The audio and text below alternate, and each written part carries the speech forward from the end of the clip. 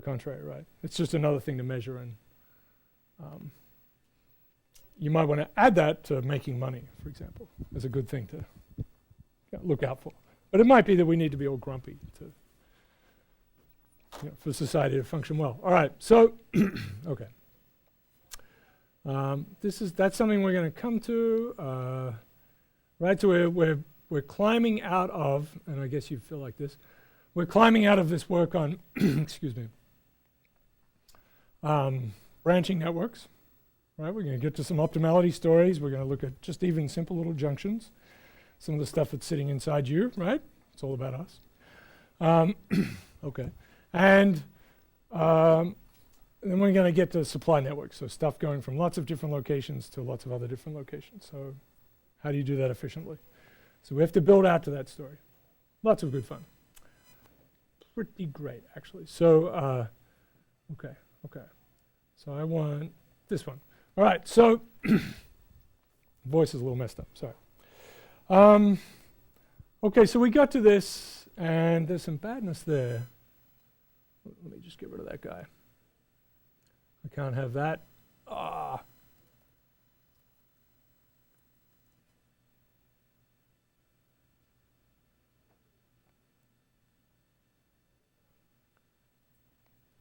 Sorry.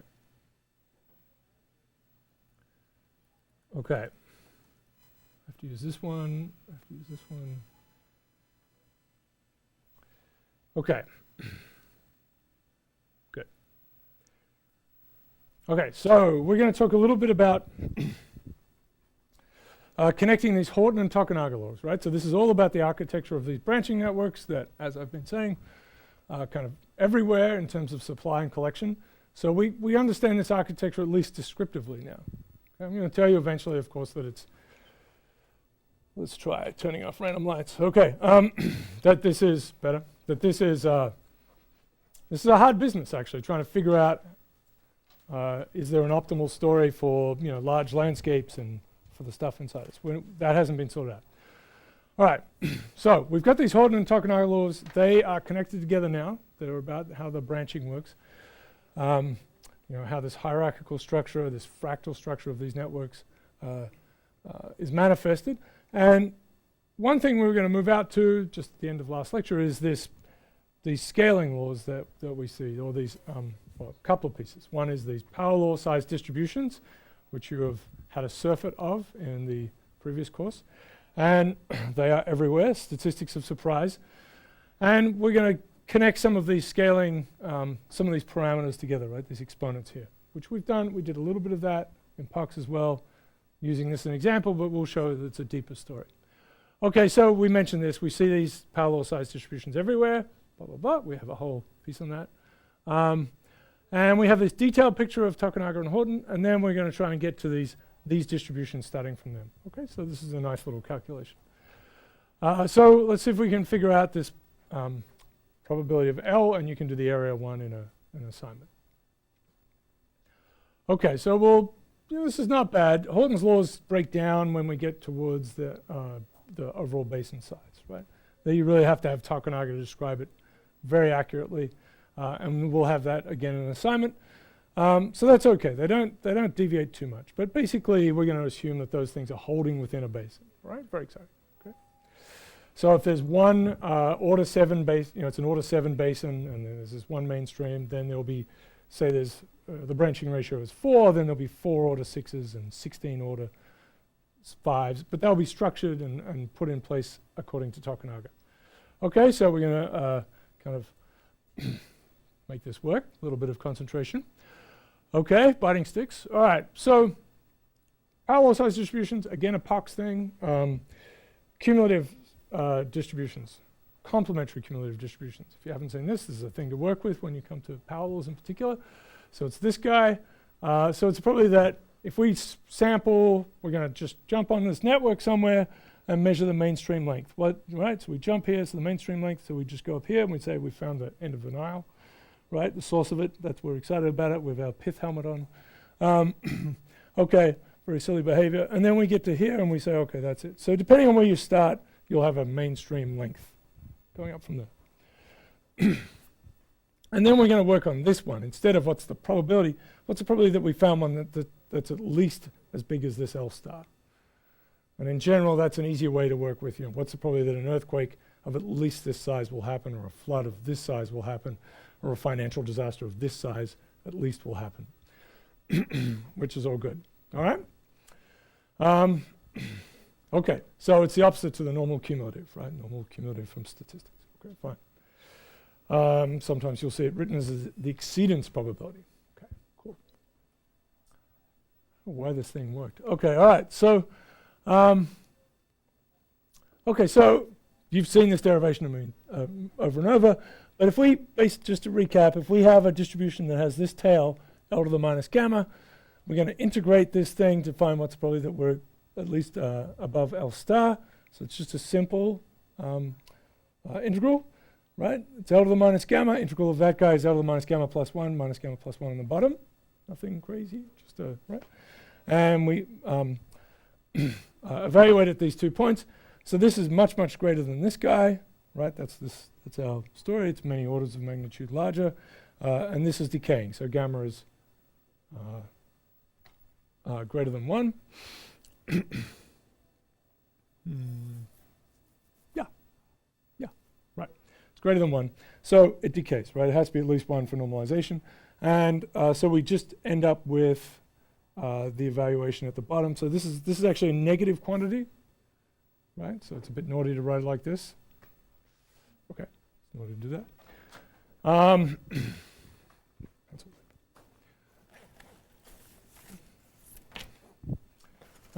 I'm always telling myself not to do that, so I do it.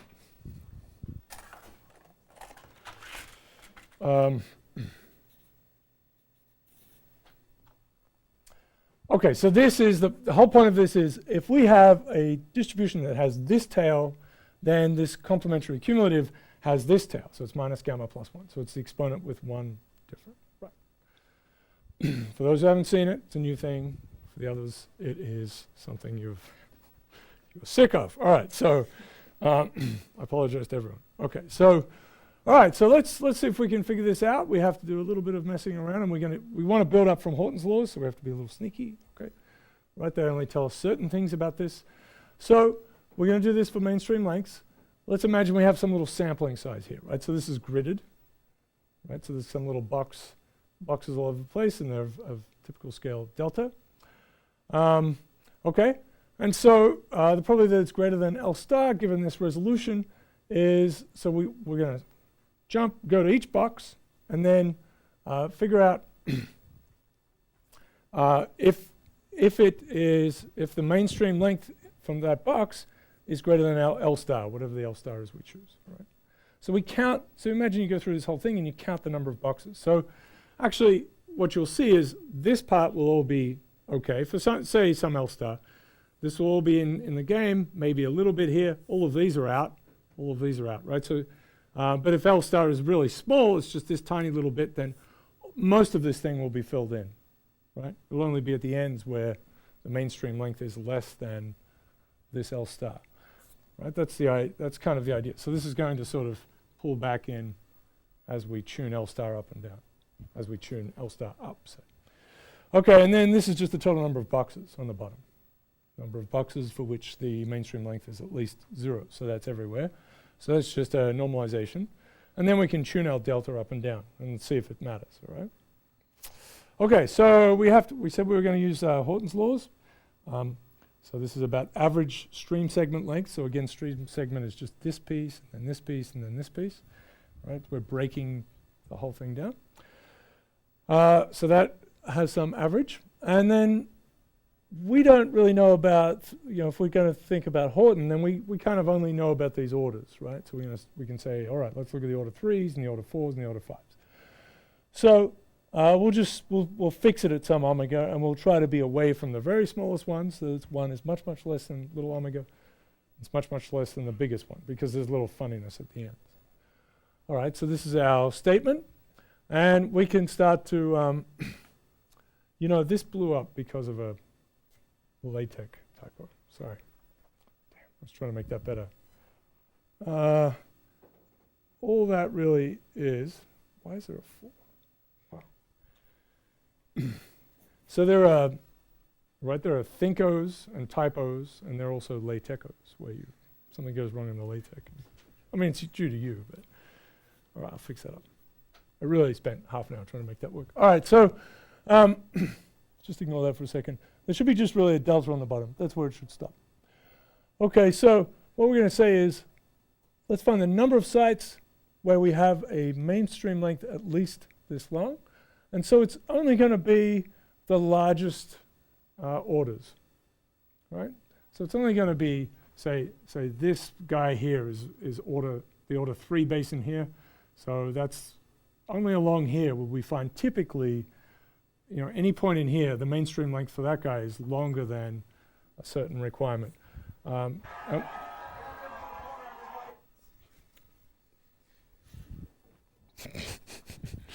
That's weird. Okay. I think it just keeps trying to play. I think it's really determined, right? It'll just you haven't seen enough ads. It's like a zombie thing. Okay. We love you, Stephen. It's all right. So the deltas cancel. That's what was supposed to happen. But we're this is beautiful. Yeah. Okay, so that's not happening. All right, so we're counting everything here on the bottom. That's what's going on. We're actually counting. Let's find all the stream segments of omega prime, of kind omega prime, count them all, and then that's the length. So that's the total length of all of those streams. And then we're going to go along all stream segments. So we're actually just really computing the length of the whole network. All right, and because the network goes down to a really fine scale, this is essentially the whole area. Or the whole region. All right, so we had this drainage density thing before. You can see that this is really just fair enough, it's just a constant, it's the overall shape, once we get down to a small enough delta. So we're just going to look at this top part, and so really we have this n omega and s omega prime there, n omega prime, s omega prime. This is really, the whole thing is proportional to this. But our sum now is just going from omega plus 1, little omega plus 1, up to whatever the order of the basin is. Okay, so we're going to keep that sum, and then we did this before. We're going to say this is a better, it's nice to think about these in different ways. So number, we know there's one of the biggest one, right? There's only one of the biggest one, so we'll start with that. And then as we move away from capital omega here, then we get a factor of Rn more, and a factor of Rn more, and a factor of Rn more. So when this guy is capital omega, this is to the power of 0, so it's just 1, right? When it's just one order below, capital omega minus 1, then this is to the plus 1, so it's, okay, so we know how many we have at this end. So we start at the biggest end, if you like, and then we go backwards here. This other guy, we start at the smallest end. We have a typical size of these smaller streams, or for us, capillaries, and then we go out this way, right? So they get bigger. Okay. So that's a way to count these things. So you can see how these are going to be composed with each other. This is some constant, and it's really this to the minus omega prime and this to the omega prime. Those pieces are the ones that matter. So that's on the next slide. I've just repeated what I had there, and we get rid of a bunch of constants, and we just put proportional. And so there's going to be Rs to the omega prime, that's from here, and Rn to the omega prime on the bottom. So this is typically sort of 2 and 4. This is a number smaller than 1. Okay. And we can mess around with the summation. We always have to do these things because we're not exactly sure about this. We're sure about this is a nice geometric sum, right? These things are getting smaller, so they're going to add up nicely. But we're starting here, and we could do different things. Here's one way to approach it. But so omega double prime is going to be, we're going to do this shift here, right? So the main thing is, okay, so put this guy over here. We'll have capital omega minus omega double prime up here. That's what we're going to get. This will turn into a 0, right? So omega double prime is this guy minus this guy. So that's going to be 0 at the top. And at the bottom, it's going to be capital omega minus omega minus 1, right? So we'll turn the sum up the other way. Okay? So the sum is now going to go from 0 down to what will be omega, capital Omega minus little omega minus 1. These are portrait. They're hard to say out loud. And this is this is just stupid. This looks good on paper, but yeah. This is the pre-social era when you just wrote your things and sent it somewhere. In the true mathematics. So we're going to go from there down to this. That's what I was saying. All right. Sneaky. Yeah, what's going on? This guy?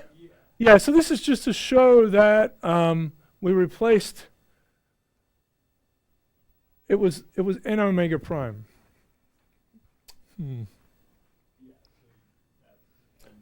Yeah, it's just so n1 is equal to, n capital omega is equal to 1. There's one of those guys. Just the way these things work. And then, Rn, and this is Rn times 1, and then n omega minus 2 is Rn squared, dot 1. Yeah, and this is not exactly true, right? There really isn't exactly that many because of Tokunaga's law, but it's okay. That's a rough thing we're doing there. So it's a little sneaky. So if you want to do it really well, you have to use Tokunaga's law. Still works out. Okay, rule calculations, good. So this is good. We're going from 0 to something. We're happy with that kind of thing. Now we can clean this up. We don't care about that part because it's just a fixed quantity. We can just bring that out. So now it's that has changed, right? So that we've flipped these guys up. This was RS over RN. Now it's RN over RS to a positive. Just a little maniacal. It is much larger than, so this guy's larger than this. So now we have a positive, so this is a bit of a funny, messing around. Right. This is a greater than 1 guy, so this sum is growing, but it truncates, right? It runs out here.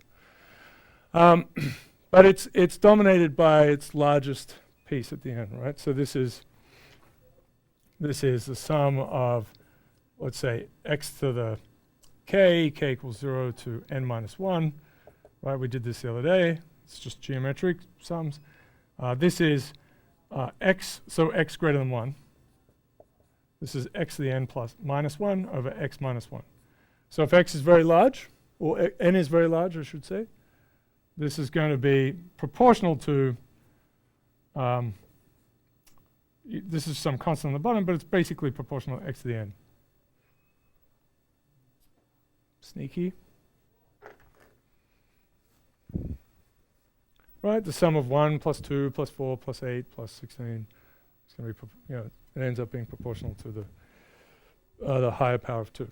And then you can, take in a 2 or whatever you like. But basically, this is the form. Right? Again, a constant. We can get rid of this. We could probably have done this in a simple way. But anyway, I think we could have done that in a simple way. Could we? All right. Okay. Again, we've used this. But it's a positive quantity to a negative power. That's good. So it's decaying. So you can see, so here's the omega, right? Sitting here. So we have to do some sneaky things still. This is probably of L of omega. We don't have an L of omega over here. Right? We need to sneak that back in there. We don't have it. We have this blob. But you can see as omega goes up, this goes up and the power goes, right? It decreases. So that makes sense, right? So the probability of finding an even longer, an even longer mainstream length decreases. So this is kind of the right story. But it's not a power law, right? Or is it? So what do we do with this? Any ideas how to manipulate this so that we get something on this side that says that is a function of L omega only? So here's a little puzzle for you. Kick these objects out of the way.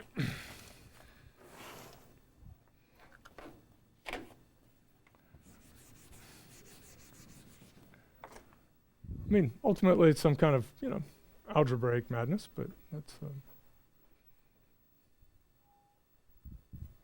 What do you think? Without looking at the. It's a very good guess. You should always use Stirling. L'Hopital's rule, Stirling's approximation. Just put in a squiggle. Yeah. Taylor series? Oh yeah, sure. Yeah, a little bit. Yeah, truncated after one term. Yeah, that's exactly right. We'll probably have to discuss this. It's now in the New York Times. You see this thing about 1 plus 1 plus. No, actually, it's not that. It's 1 plus 2 plus 3 plus 4 minus a 12th. Right. It's funny because you see some mathematicians saying, "Oh, look what the physicists are doing, ha ha ha," but it's not. Like real physicists would not. They do use it, but they wouldn't say it like this. It's totally. Yeah, but that's just so illegal. Oh my god. They don't tell you that they're using different notions of convergence. Very different. Yeah.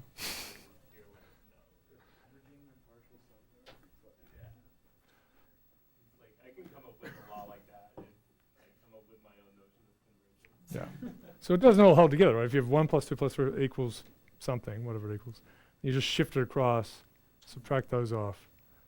Then you get 1 plus 1 plus 1 plus 1 equals 0. And it's obviously minus a half, right? So that's wrong. Look, it doesn't all, even in the mad scheme of things, it doesn't even hold together for the Riemann zeta function, which is what it's about. It doesn't all cohere. It's just like we can do some of these sneaky. Anyway, let's do our own little sneaky legal thing. What do you think? How do we get this? So we know. What do we know about L omega? How does it grow?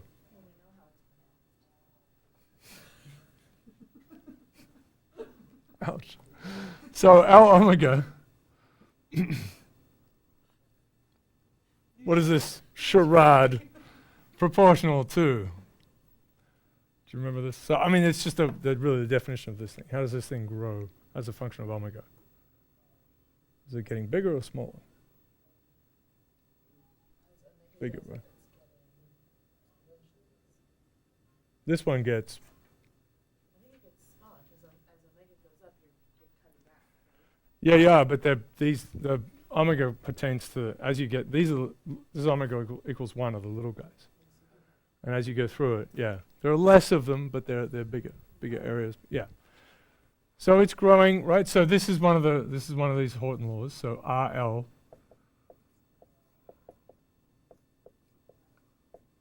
That's not a T. My God, it's an average.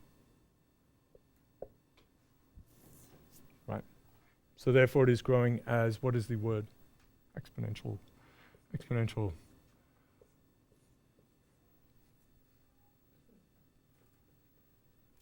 Right, and in fact, it would be RL bar, right? It's like this, RL to the omega minus 1 times L1, whatever that guy is. It's growing exponential, right? So how could we use that? So nothing evil. No 1 plus 1 plus 1 equals whatever. Anything other than infinity.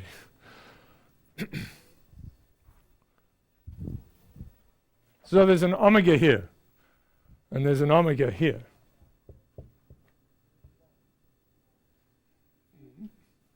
All right, sorry. Okay, so different ways. Here's a way to fiddle around with it, right? So let's call this what it is. It's actually really an exponential. Yeah? Often these things don't look quite like that, but it's really an exponential. So we're going to take that blob there and write it as e to the log of Rn over Rs. All of that is this thing. Always lovely thing to do. And now we see it. This is some constant, e to the minus log of something. This is greater than 1. So this is positive. Okay, e to the minus. Okay, good. And we've got this sort of structure over here, and we can write. Well, we'll do it here. Right. So we want to put it in terms of L bar omega. We have this story. Okay.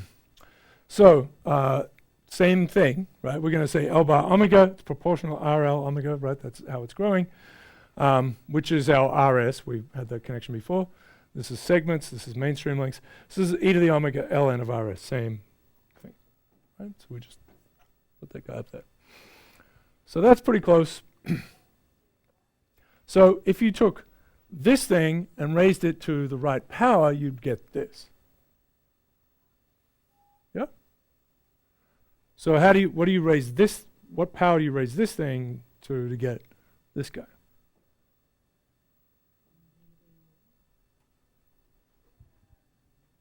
All right, so it'll be a negative, and then it'll be this blob divided by this blob. Right, because that power, you want to divide that power out, and then end up with that power. All right, that's what's going to happen. So one way to do it is to draw out the part that's we know is growing is the L omega part. Right? So we're just going to make it happen. We're just going to go pull that out and then just throw out whatever that was there. Right? We desperately want to get to that part. Okay, so that's not a bad way to manage it. So this is still sitting out here. There's a nice little ratio. Okay, and then this is proportional to L bar omega, right? That's the guy. Yeah. So we made it work. We fudged around, and now we have this power. So it's a log of this ratio over this log. Now I'm just being silly. No, this is important. Turns out we get a nice little thing here. So this is log of Rn, right? This is so log of x divided by y is log of x minus log of y, right? So that's what happened there. And then these two are going to cancel. So it's going to be a minus 1 here. And then we're going to get this ratio. So that's what we end up with. So there's minus blob plus 1. And if you recall the little calculation we redid for complementary cumulatives, right, that plus 1 matters. Right? We have to remember that plus 1. You always get that. So that's in fact gamma. So gamma is this guy here. Gamma is the notation we use in general for power laws, and in the river networks literature, gamma turned out to be associated with L. So that's just a connection. We have tau. We want to get to the same sort of thing, area minus tau plus 1. We want to get that for the area one. So a similar calculation will give you the area guy. Okay, so that's nice. So these are the Horton ratios, right? Which we figured out only 2 of. Now we've connected it up to one of these bigger scaling laws, which doesn't have anything to do with. I mean, and I have to say, we've also, we did something that was a little sneaky, and I'll race through kind of handling this later on. We had a power law here. This is L, this is P of L, right? The log of these guys, log base 10, because that is right. We've really only kind of looked at that's what we've done. We've actually calculated it here, here, here, and here, and here, because Horton's laws are about, they kind of jump through orders of magnitude. Okay. Now you can do a similar thing, you will do a similar thing, which will be to calculate this business, and you get a 2, for tau, you get 2 minus that same little blob. That blob appears a bit, right? Log of Rn over log of Rs. Well, in this case, it's flipped upside down, so it's 2 minus 1 over gamma. So there's a nice connection between those two. Okay, so these are scaling relations. We've talked about these things. Physics is rife with them. So you have different power law size distributions or different kinds of power law behavior, and they have some exponents, and the exponents can be connected together, and we don't. So for instance, if you know gamma, you don't need to know what. You can immediately say what tau is, if everything is good and well behaved. So there's one last one. This isn't so hard to connect. So it's Hack's law. We've talked about this being a bit funny. Some of you have seen the full story on this. Not everyone. So again, going back to these Horton things, so we have mainstream length growing as exponentially with Rs, and this one area growing exponentially with Rn. So we can mess around with those guys. We can connect them together because Hack's law is this relationship between mainstream length and area. Right, that exponent up there. So same kind of plan. We have this. We're going to make it look like an exponential. It's a little easier to deal with. E omega ln of Rs. That would collapse back to Rs. And then we want to turn this into something that looks like area. So we need an Rn. So we'll just put ln of Rn. We'll just do it. And then we'll put out the balance out here. Okay. So this part here is now area. right? This is Rn to the omega, which is area, collapsing this back, like pulling this guy back in. So it looks like area, and there is yeah, sorry, that's not my sign. That's the average area. Good. So this is to this power, which is a positive quantity. So this hack exponent in terms of, again, Horton's guys, Rs over Rn, log of Rs over log of Rn, natural logs. So we've connected all of those together. So we have, in fact, lots more you can do, okay? And we won't go through all of these. We've marched through one of them. You can try to get this to work as well. They can all be connected. There's one that I haven't really talked about, which is that it could be that the mainstream length scales as weakly as a fractal with the overall length of the basin, right? So this typical length of this guy as a function of the overall Euclidean distance. So if you look at many, many basins, right, all these different basins, and plot out this little L as a function of this big L, right, and look at the monolog-log scale, this is sometimes a bit more than 1. Toy models, it's 1. Some toy models, it's 4/3. You know, you can make toy models where you really do have fractal stuff. Yeah, you can express the way of doing this was to show that everything can be written in terms of these Horton ratios and this fractal thing. You have to add that. So it appears here and here and here. And this is Hack's exponent, and that's just appearing here, but that's also in terms of Horton ratios. Okay, so there's a whole festival of this business. This is a very good thing to do with systems. Absolutely, very good. So let's talk a little more. I'm going to show you a little bit about moving out from just these averages, just to show you there's more to it, but we'll just, I'll skip through a little bit as well. And I think we can start on supply networks today. Good. All right, so here is one of the simplest toy models you can imagine, right? So it's a directed network. All you do is you flip a coin. Resolution is spectacular, but you flip a coin. Yeah,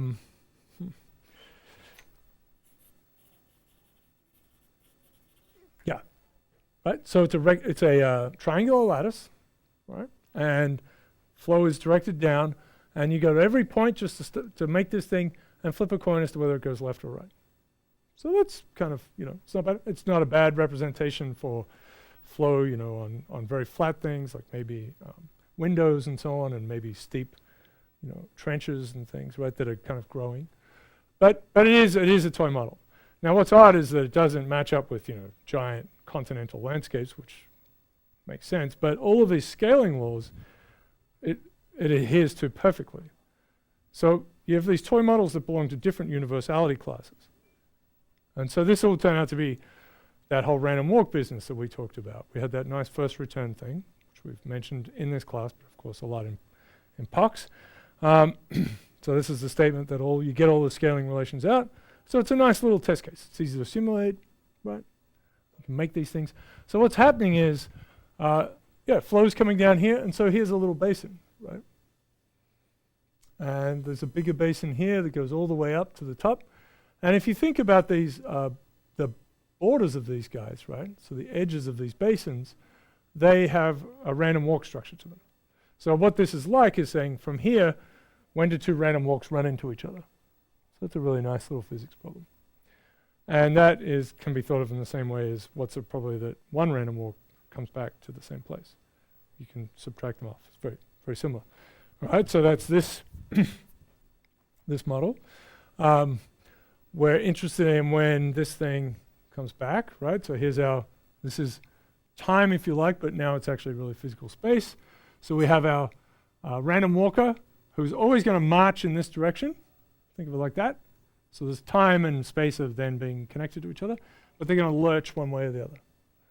And then we're interested in when they come back. So if we thought about random walk boundaries, I could easily have that. Yeah. Random walk boundaries like this, and when they collide, so it's a problem of a collision of a random walk, we could say, all right, well, let's just subtract one random walk from another and think about that problem and subtract them off. So it's going to be a bit different than a pure random walk because now you can have, well, they both go in the same direction, right? So they both go like this, or they both go like this. And that means no change. So that's kind of equal to this plus this, or this plus this. And it could be that they spread apart, right? So the whole, that's down here. Sorry, I guess this is what I'm trying to connect here. There are 4 possible things here. One is the thing could go up. That's if the random walk apart from each other. And if they walk towards each other, then this thing will shrink, right? If you go from here to here. So 50% of the time, nothing happens because they're walking in the same direction. 25% of the time, they come a bit closer together. 25% of the time, they go apart. So you can imagine it's random walks, but they have a little bit of a stasis thing. Like, so it looks like a random walk, but 50% of the time, it just stays at the same level. If you want to connect this to this, okay, that's a little bit of fun. You don't have to worry too much about it. There's fun math in here because it's like you can think of partitions as a partition problem, which is very deep, pure number theory stuff. So there are all sorts of connections for this. So it's an increasing, it's a partition. This is a partition of the number 64, such that it's increasing only, right? Okay. And it has to be that, right? It can't go below this border. So that's weird. So it's a stylized kind of partition. All right, so you guys saw this. It's one of our fun parallel size distributions that pops out, really quite spectacular. So the probability of first returning after n steps decays as n to the minus 3/2. Infinite mean, infinite variance, infinite all higher moments, but finite probability of a probability of 1 of returning. So it's a very strange kind of distribution. On average, time to come back is infinite, but you expect them to come back. Absolutely. All right. Okay, so let's put these things together. So if we have a walk of length L, the typical area, right, so the typical width of this thing, right, so this is a normal distribution story. Typically, you've got all these walks, all these little walks going on, and the kind of distribution you see here is a normal distribution, and the separation here, if this is t, is going like t, the variance is growing like, sorry, the standard deviation is growing like t to the half. So you've seen this picture before, we get this kind of growth, like a t to the half. So the area is roughly t times t to the half, proportional to. That's a kind of amount of, right? It's not going to be more or less than that. So that's how it's going to scale. So this is a typical area. It grows like n to the 3/2. So we have very simply then that L is proportional to a to the 2/3. If we just flip this upside down, so a is proportional to n to the, if this is length, to 3/2. Invert that. So this is Hack's law. So the Hack exponent is 2/3. Right? This is h is often much more close to a half for big things, but here it's really different. These are really long kinds of basins, and actually they get more and more extended. So if you look at bigger and bigger ones, they're more stretched out. Right? This is this allometry story. All right, so you'll get all these other exponents. They all fit together. Tau is 4/3, gamma is 3/2. So that was the probability of, that's of course from here. This is the probability of finding random point. What's the area? So it decays as a power law, and it's minus 4/3. So again, a nasty kind of distribution. Not very far away from 1. There's no fractality in this, right? Because this thing is just going down. It doesn't have any wiggliness, much wiggliness to it. And we get those things fitting together, right? So tau is 2 minus h. So 2, right? So 2 minus 2/3 is 4/3. Gamma is 1 over h. These two flip upside down. So all of those, the big table of scaling relations works for this, which is kind of cool. These things are hard to calculate. You can estimate them, but there isn't an analytic thing for them.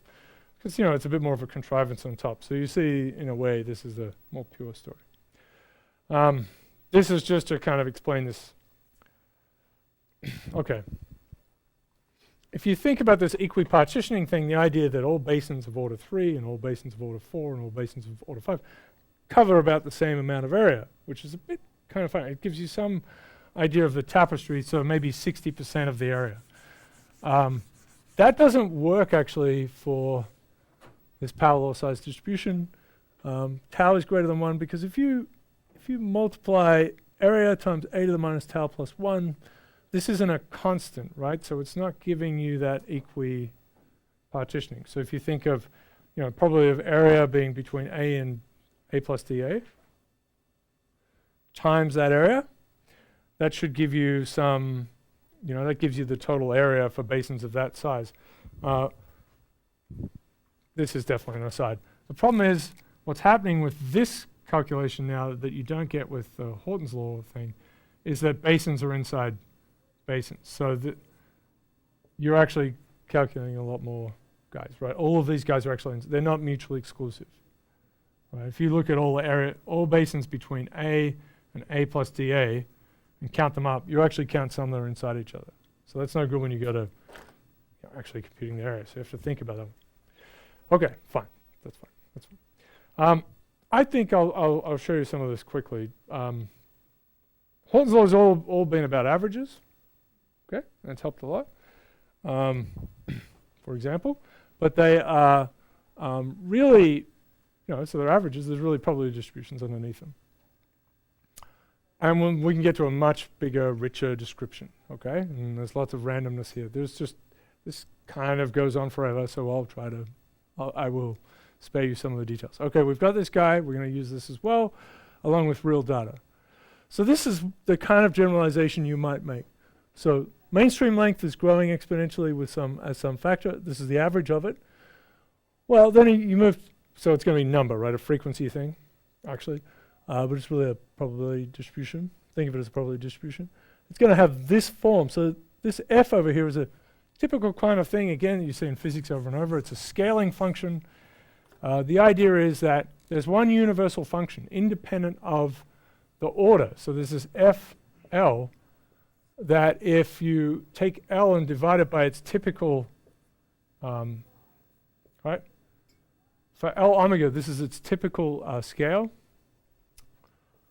Right, this is the typical size, right? So this is proportional to L bar omega, the average one. So this is going to renormalize it if we divide it by the typical one. And then we have to do some, you think about some normalizing out the front. There's the number, and there's a length one as well. So, because you want to count them properly, okay? So they need to be weighted properly. Okay, so there's this and this, right? So there's a DL sitting here. So that DL connects with this guy, and then this is a count piece. Because there are less of them as order goes up, right? So it's dividing by this factor every time. So that means you can compare across orders properly. Area has the same thing. Because we noticed that the Horton ratio for area is the same as number, we can just put that one in there. Similar kind of thing. So here's the Mississippi length distributions. It's for orders 3, 4, 5, and 6. 3 is here, 4 is here, 5 is here, and 6 is here. So what you're seeing is that they're not as peaked, and they're spreading out, right? So order 6 basins, there are all sorts. Right? There's a little bit of a mess, but they're all sorts. What we've been saying is, well, let's take the average one, the average one, the average one, and the average one. That's how all of these calculations have worked. But actually, there's quite a big spread. There's a huge spread. In fact, they're growing, the variance is growing just as strongly as or the standard deviation is growing just as strongly as the mean. So there's a really big spread. If you renormalize them, this is for lengths. So you apply this formula. So we're going to divide length for each distribution. We're going to divide it by the typical size. And then we're going to rescale it this way. They all fit on top of each other. So this is a scaling collapse. Again, something you see over and over again in physics. This means you are talking about the right thing. This is this universal function f, which has a particular form for a particular situation. So that's pretty cool. I think it's pretty cool. So before it would have been just sort of a spike here, a spike here, a spike here, and a spike here, right? We would have said this is a typical length of an order 5-1, order 4-1, order 3, whatever it is. And then they just grow by a factor of r, this little r sub l. But in fact, there's a whole distribution underneath it. Yeah, the moments are all growing exponentially, right? So the mean is growing exponentially, but so are all the moments. So this thing is really a very spread out distribution. So there's some fun things you can do. You can say, all right, well, let's look at the internal structure of these networks and see if the largest one is consistent with the internal stuff. Okay, so these are order 3 and 4 basins for the Mississippi. You'll find all of the order 3 and all order 4. Look at their lengths. Okay, this is the length distribution. Rescale it as I've talked about. They fit on top of each other. This is cool. And then this is that's the average for those distributions, right? And then this is the real one. This is the actual Mississippi's length, right, for the mainstream length. So you know what? This is just to give you an idea of how much the deviation there is from what you might expect from the internal structure and how much geology is playing a part. These things we don't have to worry about. So it's about 44% of what you might expect from what its internal structure is like. You can look at lots of different ones, right? So here are some examples. The main one to point out. Okay, so you can look at these different things, but this is the real value of the overall length versus the expected one, right? So the Nile is much, I mean, everyone knows the Nile is long, but and thin, but it fits with, you know, so the Nile is quite long. The others are a bit more scrunched up. And the area works out in the same way, right? So, yeah. But, you know, you've got one sample, right? You've got one sample. Does it still fit within that distribution? It's not a bad question. That's what this is getting at, you know, whether it's even a you know, statistical anomaly in some sense, and that's geology is in control. So that's sort of a fun calculation. You can really go bananas, right? And so we'll just, you don't have to worry about this too much. I'm just going to sort of throw some of this up here. If you start to look at these stream segment lengths, well, this guy plus one of these little guys, right? Those lengths have to add up, right? So the mainstream lengths are the sums of these stream segment lengths. So that's this piece, right? So this is the sum. So now we have to think about distributions of these guys being summed to give distributions over here. If you add distributions together, how do you add distributions together? What's the mathematical way of? You have a sum of two random variables, right? And again, you don't have to worry too much about this. So z equals x plus y. This is our new random variable. So this has, we've got p of x, let's call it like this, of x, and p of y. What's p of z?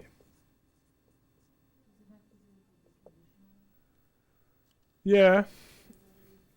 Yeah, so this one's not, it's not conditional. You're just adding two quantities together. Yeah, and there's a way of doing this. So it's convolutions, right? It's convolutions. So you're convolving these two things because that, right? So it's an integral where you're smoothing these things across each other in a way. Because you're trying to find out how many different ways, right? So x and y, to get one z, there might be all these different ways of adding different x's and y's, right? And so you glide them across each other.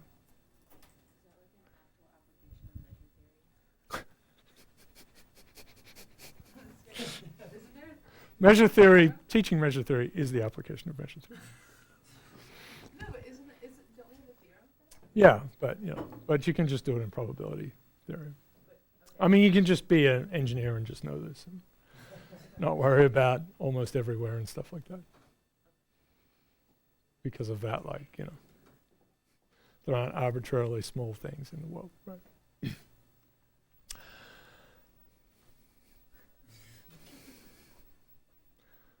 No, you did it all for a reason. It's all good. It'll really help you with, you know, your finances and how to plant gardens. What's it? Suffering. Well, okay. I can give you that. Pure suffering is good for its own sake. Okay. So we're going to look at. So you have convolutions, right? It's true that this should have been absolutely clear to you by the end of a course on. Interesting. So you'll have, in this case, this is mu equals 1 omega. It's a terrible choice of things, but there'll be omega distributions, and you have to convolve all of them with each other to get the overall one. So it's an interesting little problem. So the question is, what are these distributions like, such that they give you these kinds of things? So we're getting these distributions out. So they come from a more primitive thing, which is these stream segments. And stream segments actually have exponential distributions. So this is Mississippi. This is just an empirical thing. So this is a log scale here. This is a real scale here. Yeah, log 10. So exponential decay. Nice straight line on a log real axis. So you've got a convolution of exponentials. All right. So that leads to crazy bits of math where you need, integrals of, madness. All right. So we're not going to worry about it too much, but you can do it, and essentially you start with this really primitive form. It's quite nice. We love exponentials. They're great. They come from failure, a really simple failure mechanism, probably of Denver scoring 0, 0, 0, 0, 0. Well, that's low, and then you get one, right? So it's an exponential function. Actually, it's true that in sports there are tons of exponential distributions, so lots and lots and lots of randomness. But we tell stories on top. Okay. So in fact, then there's the next level up. We had these distributions for mainstream lengths, but we know, and we just derived this at the start of this particular lecture, that we know that there's an overall very clean power law size distribution. So these guys have to fit together. They have to be convolved, right? So you convolve all these exponentials and you get these guys, and then you convolve them together and you have to get some clean thing on top. So there's some suffering that gives you that. You don't have to worry about that too much, but it works out. It's a real bit of a battle, but it works out. So yeah, cool, right. You can look at number and area distributions. This is if you take, you grab your landscape and you find a random area 6 basin. That's Scheidegger, so there's lots of data. Find a random area 6 basin. You count up, say, the number of streams of order 1. And then you do that again. And you do that again, right? And so some of those basins are going to be actually quite small. That's what and some of them are going to be really huge. So you get a big spread here. And you can argue that those, so in fact, here's a renormalization that's going on here. They fit on the same axis completely. There's a factor of 4 is really all that's going on here, because okay, here's a question for that simple little model. What's the chance that a point is the start of a source stream? So imagine this. You're on a triangular lattice. You're running around flipping coins everywhere. Let's think about this guy here. So we flipped a coin. This one's going this way. We flipped a coin. This one's going this way. So what about this one? What's the chance that nothing is going into it?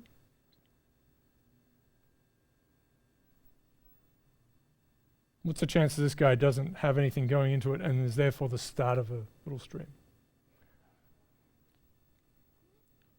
Almost. So this could go this way or this way or this way or this way. That's really all it is. Well, it's a probability thing. Yeah. So the flow is downwards, and this guy will be the start of something if this one goes, I'm sorry about these. There should be one there maybe. This one goes this way, and this one goes this way. Right? Because you can't have them entering, which happens with probability a quarter? Yeah. So half a chance it goes this way, half a chance you've got to multiply them together. So any other combination, you at least got one of these going in. Right? So 3/4 of a chance. So a quarter of the time you have a source of first order string. Anyway, these guys can be connected. You can go berserk. So now you can actually do Tokunaga's law. That has the same kind of thing. Again, exponential distributions. Right? So this is the number of streams of type mu nu going into a mu. I'm just going to flick through these because this is really out of control. Right, this looks very, so it's very similar. These two are very connected because stream segment lengths can vary. They have an exponential distribution. And so that obviously controls how many, so if you're governing the length with an exponential distribution, how many guys can come in from the side is obviously controlled strongly by that. If it's really long, you have more of a chance of things coming in. If it's really short, that reduces things. So these things are connected. There's even more madness where you can kind of really look at the gaps between these, and they're all exponentials. I really am going to flip through these because I think this is just too much. But you end up with something that's slightly different. It's not really just exponentials. I mean, there are these failure structures in here. You do some approximation, you actually end up with, you can actually kind of compute these underlying functions. I know I'm just skipping through this. They don't have the kind of form that, they aren't simple exponentials. They have these kinds of forms and so on. These are, again, these scaling functions, right? These underlying scaling functions. You can actually fit them. This is Scheidegger, so you can see it's getting messy. It's okay, I don't want to, it's just madness. But you can rescale these guys. This is even for the Mississippi. Not much data there, so it's good. All right, so that was a little, sorry about that, it's too much. I mean, there's a whole paper on that, but it's madness. It's really, really cool. I mean, it really is down at the absolute micro details of the whole thing. Which, if you think about those scaling laws, even though they're beautiful, they don't tell you anything about the architecture, right? They don't. You need to have something like Tokunaga's law, and there may be other ways to do it. They should all be connected, but you need to have something like that. Okay, so I just want to quickly talk about models. I've alluded to the fact that they are problematic. And here's one simple one that people looked at early on. So see if you can think of why this is a bit of a problem. There's a beta lattice. What's that? Is that just an L system? I don't want to talk about this. I don't know. Probably. It's a Cayley tree is the word, is you have that from math. Beta lattice comes from physicists. The thinking actually about nuclear runaway stuff, right?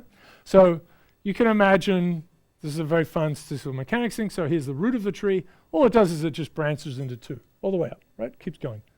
And so you'll have a Cayley tree or a beta lattice with, and you'll talk about whatever this number is, right? It could be 3 or 4 or 5. That's how many branches it has. So this is the simplest one. And if this actually isn't a root, but just keeps going this way as well, right? It branches and branches that way. Then it doesn't matter where you start in this thing. It all looks the same, right? So everywhere in this one, this is a range, so it looks like a tree. But you could imagine everywhere you start, there are just 3 roads leading away. And then you walk over there, and it's got 2, and then it's got 2, and that goes on forever. There's no, these are, in principle, infinite networks, just like the real world. And yeah, and you can do lots of calculations on them because they're random networks, right? You can do lots and lots. I mean, there's a random structure to them. Well, they're quite ordered, but you can put random things on top. So there was a paper a while back. It's the statistical inevitability of river. So this is a bit of a battle that we have all the time, right? So Zipf's law, for example, was claimed to be, the result of monkeys typing, right? Just randomly hitting keyboards. And there's still a paper even 2 or 3 years ago refuting that. That's something that people keep popping up and saying, now for 40 years or something. This one said, well, the Horton laws, they just come out for free all the time. And the way it was modeled was just to take random lattice animals. This is the terms that we use in StatMech. Lattice animals. So you take every possible little subnetwork of this and give them equal weighting and then look at their branching. Look at their Horton structures. So there's an obvious, what's the problem with this thing in terms of representing a network on a 2-dimensional landscape? I mean, you don't have to. I mean, they are there, but yeah, I mean, the forks and so on. But there's something that's happening out here, and if we drew another layer, it's always expanding. It's expanding exponentially fast, right? It's not going to fit into any Euclidean space, let alone 2 dimensions. So it's just a disaster. But I mean, this anyway. So they're not connected with surfaces. It just doesn't make any sense. But it was a fun thing we could do with math, right? This is okay here. It's not like we brought down Wall Street, but basically the same idea sort of applies in general. So these are infinite dimensional spaces of sorts. Yep. So not really. So that's a bad map. Okay, so let's move on from that one. There was a Scheidegger model. We saw that it has this nice feature that obeys all of those scaling laws. So that's good. There are lots of others. This is a pretty famous one. Rodriguez, Iturbi, and Ronaldo. So Andrea Ronaldo was at MIT for a sabbatical when I was there years ago. Lovely guy. Played rugby for Italy, actually. Yeah, he's a big, strong guy. I mean, it's not like playing for New Zealand, but still. It's pretty good. So they have this idea, and it's a bit complicated, but basically it's appealing in general, right? So landscapes would evolve so that the overall energy minimization is lowest, right? So things would sort of settle down over time. And they had this little sneaky thing, and it was kind of a, it was simulation type stuff that was going on early on. So you add up over the whole landscape, you look at the flux and the force on this thing, and then, right, there's this much flow and how much force it's pushing out, right? Okay, we'll do some nice stuff on Thursday with optimality in just even little branching networks, in simple branches, where this will make sense. And the sneaky thing to do was to say, well, flux is roughly, now we're going to sum over every point on the landscape if we put a grid on it. Flux is kind of area, so the basin area, so if you're standing at a point, then that basin that's attached to that gives you some sense of how much water flows through it. Which is, so if it's just raining constantly and all that water is flowing through where you are, then that's reasonably true, right? Obviously it's much more episodic and so on, but and then force is to do with the idea here is the gradient, right? So the steeper it is, the more force. So there's going to be a trade-off between these things.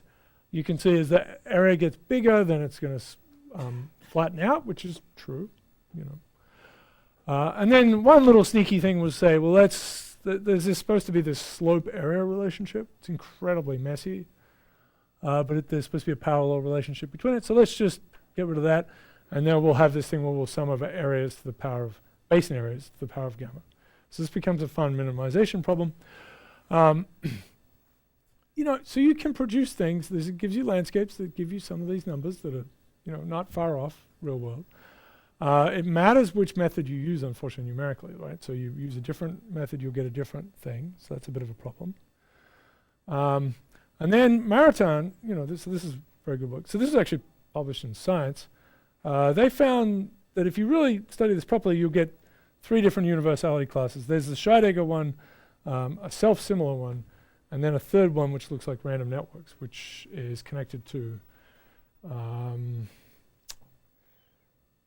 Kadar, Marin Kadar at MIT, StatMech guy who did this work. Yeah, right. So that was a bit of an achievement, but it sort of shot the whole thing in the pants, as it were. So here are just some examples, okay? If you have just flow, these are universality classes, right? There are more than this, but this is sort of where we are in some ways. These are some scores for real rivers. As I've said, that roughly at the large scale, there are these 2 parameters that matter, even though H has got a Horton ratio, 2 Horton ratios inside it. So that could be, there's more distinction there. Non-convergent flow just means flow is going straight down like that. So every basin is a thin little basin. That has if you think about these, it has a Hack exponent of 1. There's no fractality. So these are a way of looking at universality classes. They're all these sort of different guys. No one has really produced a story that everyone agrees upon. Obviously geology matters. This is the random network guy. This is Scheidegger. This is the self-similar one, so all the basins look the same. It does seem at the very largest scale that real networks look like that, and we'll come to that as well. Okay, so this is the nutshell for this guy. So this is really nice. I mean, this is where we will end with branching networks, but we have these really nice descriptions. It's a forerunner of fractalness. I mean, nature produced fractal things. We just had to give it a word and quantify it and so on. It was already there, but it's a forerunner of that science or that understanding.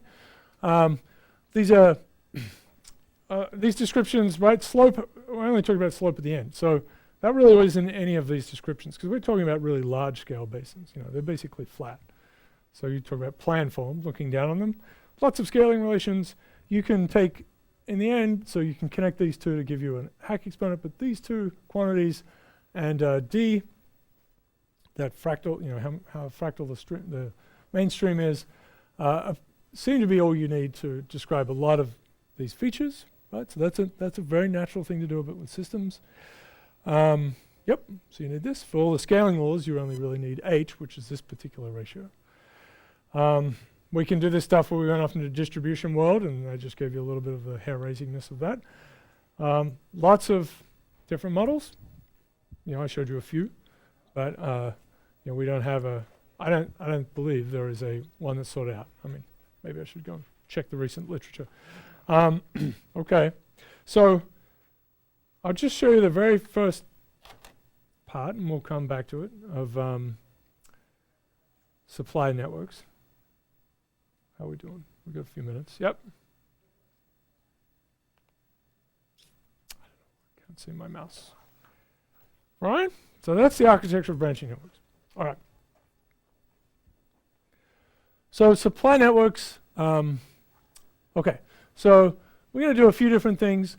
This will be, so we're going to talk about Murray's law, which is this rather impressive relationship. Yeah? No?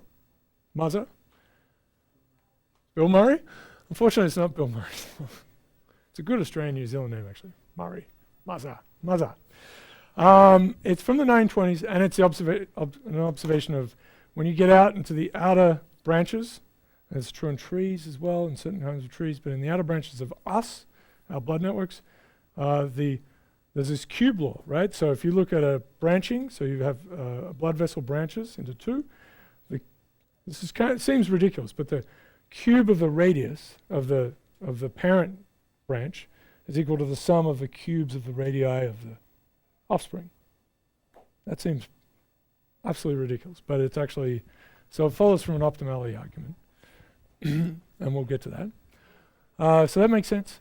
We'll get into detail a little more with the single source stuff, and this is a lot of fun, right? So we're going to talk about how to locate your Starbucks and your hospitals, and if you want to make money or save people's lives, you have different kind of motivations. And so this has been a nice sequence of work over time.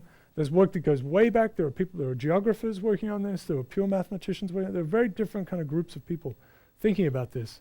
And it's and there's some really fun maps and all sorts of things. So maps are cool. Cartography is fun. So that's, so this is a nice escalation of the madness, all right? Okay, so we can start there on Thursday. Good? Not good. Good? Not good. So, okay, so we started with reality, branching networks. We're going to stay in reality a little bit. We have supply networks, and then we're going to move out to random networks and madness and things like that, right? It'll become more and more unhinged and unconnected to physical truths. No, I don't know. We'll go over the place. It's good. Okay, so if you want to talk, there's office hours now. If you don't want to talk, you are welcome to run away. Can we ask You can ask whatever you want. Office hours are an open forum. so I guess there are some limits. well, I can help you about oral exams. Oh, yeah. So let's do it.